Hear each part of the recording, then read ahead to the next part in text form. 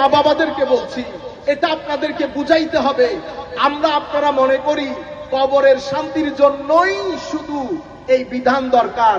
ভুলে আছেন, কবর বলেন, দুনিয়া বলেন, এই বিধান বাদে আপনি কোথাও শান্তিতে থাকতে পারবেন না।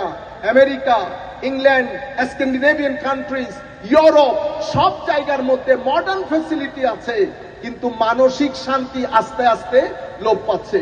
তৃতীয় সবচেয়ে বড় সমস্যা, যেটা আমি দিনকে অ্যাভয়েড করে যেটার শিকার হয়েছি, সেটা কি? আমার ঘর আস্তে আস্তে ভেঙে যাচ্ছে। and the impact and the devastation of this broken family, এই যে ফ্যামিলির মধ্যে যে ব্রেকডাউন গুলা হচ্ছে, এটা আমাদের তরুণ প্রজন্মকে অ্যান্টি সোশ্যাল বিহেভিয়ারের দিকে পুশ করছে। আমাদের তরুণ প্রজন্মের যেই সুষ্ঠু বেড়ে ওঠা, এটাকে প্রতি পদে পদে প্রতিবন্ধকতার সৃষ্টি করছে। আমরা ইগো মুক্ত হতে পারছি না। That's why I have to go back to my root, that is ইমান। Iman in Allah, Iman in Rasulullah, Iman in the day of judgment. Why? Because for every single breath that I am taking here, I have to be responsible. I have to be accountable in the court of Almighty Allah. That's why আমাদের মাকে, আমার বাবাকে, আমার ভাই বোনকে, আমাদের ছেলে মেয়েদেরকে ইগো থেকে বের হতে হবে। আমরা ঘরকে যদি পিসফুল করতে না পারি, এই পৃথিবী আমাদের জন্য পিসফুল থাকবে না। আমাদের নিজের সার্ভাইভালের জন্য এগুলা ঈমান, এগুলার একমাত্র প্রতিষেধক। পৃথিবী আমার ইউথকে বলেছে, পৃথিবী আমার ইউথকে বলেছে, তোমার ওয়ার্ক হচ্ছে তোমার মিডিয়ার লাইকস, তোমার স্ট্যাটাস, তোমার ফাইন্যান্সিয়াল এবিলিটি।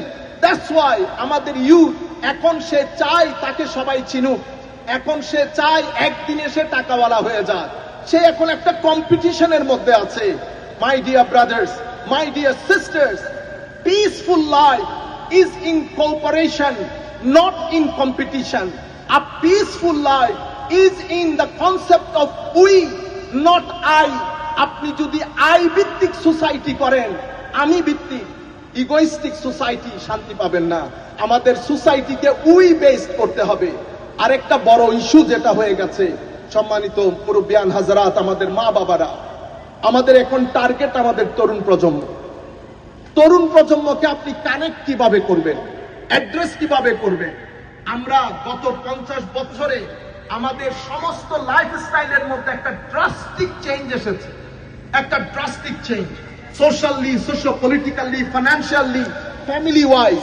আমাদের টোটাল চিন্তা চেতনা সবকিছুর মধ্যে একটা আমূল পরিবর্তন এসেছে।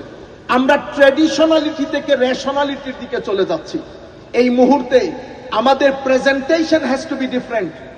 আমাদের বুঝানো, আপনি যখন আপনার সন্তানকে বুঝাতে যাবেন, if you try traditionally, it will not work on them. কারণ এই প্রজন্ম, এরা এক্সট্রা অর্ডিনারি সায়েন্টিফিক ডেভেলপমেন্টের যুগে এরা বসবাস করছে। এরা এক্সট্রা অর্ডিনারি টেকনোলজি এবং কমিউনিকেশনের সময়কালে এরা বসবাস করছে। এরা এআই এর যুগে বসবাস করছে।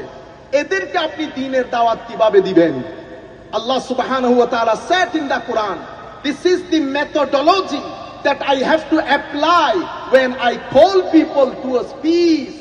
আল্লাহ বলেছেন, উদউ ইলা সাবিল রাব্বিকা বিল হিকমা ওয়াল মাউইজাতিল হাসানা ওয়াজাদিলহুম বিল্লাতি হিয়া আহসান। আপনি হিকমতের সাথে, উইজডমের সাথে, মোটিভেশনের সাথে আপনি তরুণ প্রজন্মকে সায়েন্টিফিকলি, রেশনালি, ফিলোসফিক্যালি আপনি তাকে জিনিসটা প্রেজেন্ট করতে হবে। আমাদের এখানে ল্যাঙ্গুয়েজ ব্যারিয়ার আছে। আমরা ল্যাঙ্গুয়েজ দিয়ে তাদেরকে কমিউনিকেট করতে পারছি না। আমি তাকে কানেক্ট করতে পারছি না। আমি শুটকি পছন্দ করি, সে কিন্তু শুটকি পছন্দ করে না। সে পিজার জমানার লোক, সে চিকেন ফ্রাইড জমানার লোক। আপনি শুধু শুধু বাই ফোর্স তাকে যদি শুটকি খাওয়াতে যান, এটার রেসপন্সটা ভালো হবে না। সেই কারণে আমাদেরও তাদের দুঃখ বুঝতে হবে।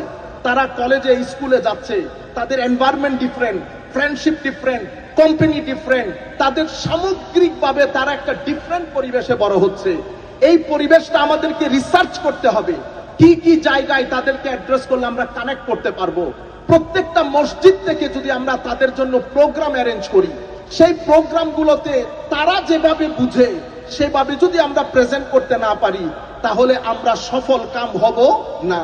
আমাদেরকে এই মুহূর্তে দেখেন, আমি ওই যে